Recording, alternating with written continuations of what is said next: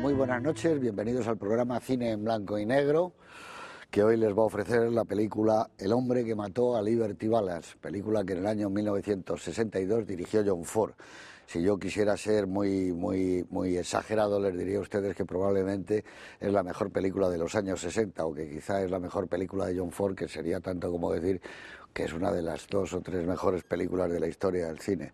Pero sí creo que esta es una película que para toda la gente que repudió a John Ford, todos los intelectuales, no solo en Estados Unidos, sino también aquí en España y con mucha frecuencia, repudieron, como digo, a John Ford, creo que si vieran esta película se darían cuenta de la enorme magnitud de su error y que la ideología de John Ford está muy cerca de la libertad, de la ley, del orden, de la democracia, de todo lo que se defiende en esta película, en donde todo lo vemos. Es una película donde no necesita casi el mensaje. El hombre que mató a Liberty Balance es una película hecha por un hombre mayor y se nota. Está al final, como diría Baroja, en la última vuelta del camino, que es el último plano que veremos en esta película, el último recodo del camino. Es una obra de absoluta madurez, de desencanto y quizá, como dice Peter Bogdanovich, el final del cine tal y como nosotros conocimos las películas, el final de una manera de hacer y de sentir el cine. Creo que además adelanta una época especialmente oscura ya en Estados Unidos. Va a morir Marilyn Monroe, van a asesinar a Kennedy, el mundo va a cambiar inmediatamente en esa década que luego será la década prodigiosa. Pero para hablar de esta película extraordinaria, tenemos aquí a unos cuantos amigos, empezando aquí a mi lado por Fernando Sánchez Dragó, que no ya aquí en Telemadrid o en este programa necesita presentación, creo que en el mundo de la cultura en España y en más sitios no necesita presentación, pero ustedes saben, porque estuvo ya en Qué grande es el cine, que es un gran cinéfilo, que estudió cine en la Escuela Antigua de Cinematografía y que para mí es un privilegio que vuelva a unirse con nosotros y que a partir de ahora, empezamos casi un año nuevo de cine en blanco y negro, pues sea un colaborador estupendo. Don Fernando, muy buenas noches. Muchas gracias. Por cierto, estás en el mismo lugar donde está tu plató, ¿no?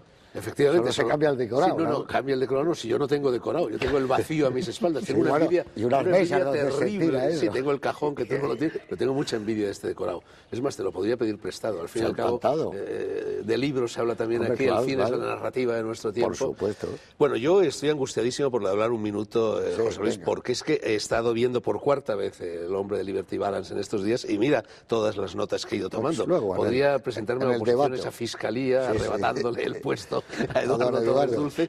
Realmente, bueno, yo estoy totalmente de acuerdo con lo que has dicho. Estamos ante una obra maestra de madurez absoluta que cierra todo un ciclo de la historia del cine. Es el último western, no porque sea cronológicamente el último western, porque va a haber más western hechos por otros directores o hechos por el propio John Ford, El otoño de los Cheyennes, sin ir más lejos, pero aquí termina la historia del western. Es decir, aquí empieza la historia de los Estados Unidos, de la modernidad, de los Estados Unidos modernos, de la ley, del orden, de la democracia, de la Constitución, de todas estas cosas. Por otra parte, la realización es una realización vuelta hacia adentro, sobria, casi no hay exteriores. Estoy viendo ahí Monument Valley, que era el escenario favorito de John Ford, el lugar más tranquilo y pacífico de la Tierra, según él. En cambio, esta es una película prácticamente de interiores toda ella, ¿no? De sombras, de bastidores, ¿no? Y lo que yo disentiría un poco, es decir, tú dices que respecto a la ideología de John Ford, bueno, evidentemente en esta película lo que hay es la nostalgia de John Ford por el mundo libre, no sometido todavía al cauce de la ley, que viene del este de los Estados Unidos y que representa a John Wayne. El protagonista de la película no es James Stewart, que es el abogado que representa. Y tú fíjate la paradoja de que, en definitiva, quien asesina, porque se trata de un asesinato a sangre fría, y el propio John Wayne lo dice, a Liberty Balance, no es la ley que representa, la fuerza de la ley que representa James Stewart, sino que es, bueno, el viejo la ley de la libertad, la que en definitiva mata a Liberty Balance. La fuerza, sí. Bueno, pues muy bien, esto está muy bien y además lo vamos a plantear luego en el debate ese tema porque creo que es clave. Señor Gistau, don David, muy buenas. ¿Qué tal? Buenas noches. Aquí estamos. Bueno, pues dinos algo de John Ford, que supongo que es uno de tus directores. Sí, aquí está. Bueno, este es uno de esos. El que describe esta película es uno de esos momentos, como dice el tópico, en que lo viejo no acaba de morir y lo nuevo no acaba de nacer. Y en esa encrucijada, en esa coincidencia, se encuentran el representante de lo viejo, que es John Wayne, y el representante de lo nuevo, que es James Stewart. No estoy seguro, como decía ahora Fernando, de que a John Ford no le gustara esa extinción de la época, la edad de bronce americana, el oeste, la edad heroica americana. que en esta película se cuenta cómo desaparece. Aparece un tipo que trae un libro en vez de una pistola y ahí acaba el western. Ingresáis en otra época. Pero no estoy seguro de que a John Ford le disgustará eso. Entre otras cosas porque hay un momento que para mí me parece vital de la película, vital para una de las interpretaciones que se pueden hacer de ella, que es cuando James Stewart, el abogado, da clases en el pueblo y consigue que la gente del pueblo, incluso la mayor, no ya que aprenda a escribir, que se descubra como nunca se había visto, como electores, como sujetos políticos, como ciudadanos con derechos políticos. Y es ese momento cuando yo creo que toman conciencia de la nación que se está levantando sobre ellos.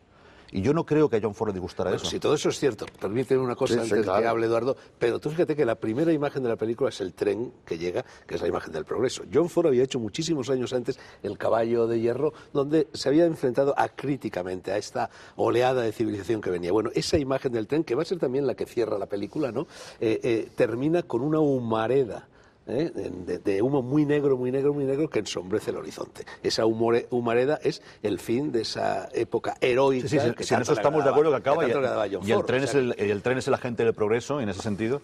Pero y James Stewart está tratado casi como un personaje cómico, medio bordeando la comicidad en muchas ocasiones. Es un valiente que pasa por cobarde, un poco como Gregory Peck con Inocentes de Grandeza.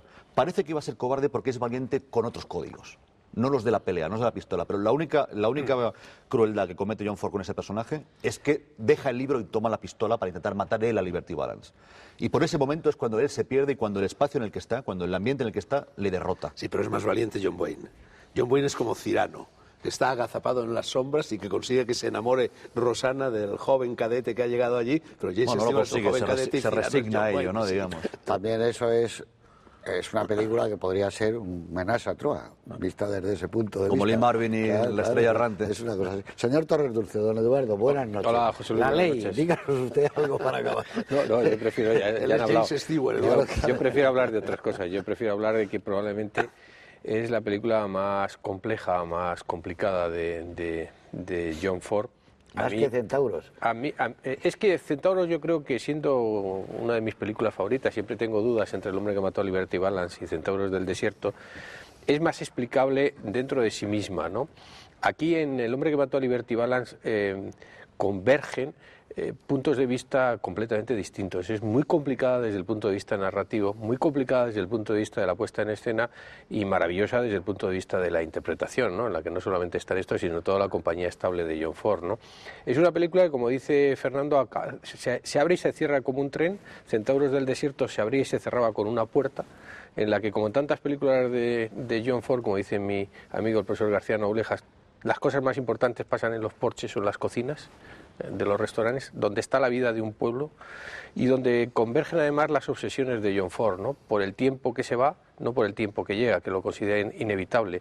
Con una mirada profundamente melancólica, la idea del sacrificio, alguien tiene que sacrificarse por el bien de la comunidad. Y evidentemente es una película que con esa entrada y salida del tren tan melancólica abre y cierra una época, ¿no? Y probablemente abre y cierra la filmografía de John Ford. Una película que es capaz de lo diré después en el coloquio, de tomar unas flores de cactus y un ataúd como el emblema de lo que cuenta la película, y una película en la que sencillamente un bistec caído en el suelo provoca un verdadero conflicto. Bueno, ese es John Ford, el que es capaz de coger las pequeñas cosas y transformarlas en poesía, en tragedia y en dramaturgia. Y eso lo hicieron Cervantes, lo hicieron Shakespeare y lo han hecho todos los grandes que son capaces de comprender que una mirada sobre el mundo no es de blanco y negro, de cine en blanco y negro, sino extraordinariamente compleja. Es probablemente además una película, como todas las de Ford, profundamente biográfica, profundamente personal. Esa imagen de ver a Miles sosteniendo un libro de leyes sin poderlo leer era el de su madre, ¿no? Y conviene no olvidar que John Ford fue siempre el hijo de migrantes profundamente integrado en América, pero profundamente rebelde ante la vida que pasaba delante de sus ojos, ¿no? Y como todas las películas de John Ford, es la historia de un amor que no puede llegar a tú dices que es biográfico, es un poco la tristeza que arranca en la historia personal que él tuvo con Katharine Hepburn, donde parece ser que fue su gran historia de amor. Yo les diría a los que no han visto la película que se fijen además, por ejemplo, en la cocina. Siempre se ha hablado de la cocina como algo muy de la comedia americana. Yo creo que aquí la cocina es un personaje excepcional. Los lavaplatos, la gente preparando los bistecs, con más patatas, con más guisantes, el mundo que está fuera de los tipos que esa noche de sábado van a tener un algo especial. Yo creo que esta película, y luego la hablaremos, como dice Eduardo en el coloquio, es un poco la historia de Estados Unidos. La historia de Estados Unidos, de la frontera, de cómo se va extendiendo la frontera, cómo van llegando las leyes, la civilización, la historia de la amistad, gente que ha vivido aislada durante mucho tiempo, vivían en pequeñas comunidades, en ranchos, por lo cual un amigo era algo muy importante, era una celebración, una alegría. Todo eso yo creo que está recogido en Liberty Balance, que también es verdad que es una película muy compleja, pero para eso tenemos tiempo para hablar en el coloquio. Hoy voy a decir algo que no se decía aquí desde hacía muchos meses, pero sí, pueden ustedes ir sacando el reclinatorio porque van a ver una película realmente excepcional. Con todos ustedes, El hombre que mató a Liberty Balance, de John Ford.